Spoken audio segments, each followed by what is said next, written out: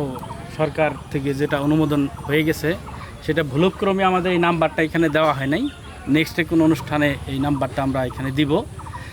আমরা যে এই ছাপা স্বেচ্ছাসেবী এই সংস্থাটার মানে শুরুয়াতটা হইল, সবাই তো এই সম্বন্ধে মোটামুটি বলে ফেলছে। আমাদের সাধারণ সম্পাদক প্লাস সভাপতি সবাই মোটামুটি কমপ্লিটলি এটার উদ্দেশ্যটা বলে ফেলছে।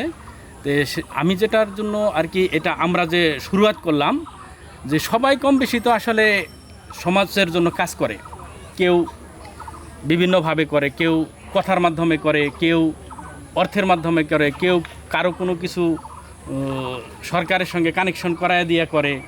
বিভিন্নভাবেই মানুষে একজন আরেকজনের জন্য কাজ করে বা কাজ করবে, এটাই স্বাভাবিক। আমরা মানুষ সবাই। তা আমরা এটা একত্রিত করে এটা একটা সংস্থায় রূপ দেওয়ার কারণ হলো এইটাই, যে এটা যেন সবাই সম্মিলিতভাবে একত্রে বড় কিছু করতে পারে।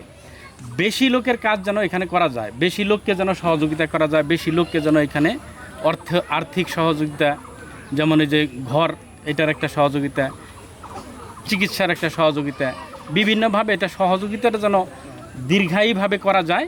যেমন এখানে আমাদের এলাকায় বেশ কয়েকজনই আছে মোটামুটি সমাজের জন্য কাজ করে আসতেছে দীর্ঘ 5-7-10 বছর থেকে। এটা যেন স্থায়ীভাবে টিকে থাকে, সেই জন্যই এই সংস্থাটা আসলে তৈরি করা। তো এই সংস্থার সঙ্গে আপনারা সবাই সম্পৃক্ত থাকবেন, সহযোগিতা করবেন এবং এই সাফার পাশেই থাকবেন। এই বলে আমি আমার বক্তব্য শেষ করছি। আখির দাওয়ানা আলহামদুলিল্লাহ রাব্বিল আলামিন।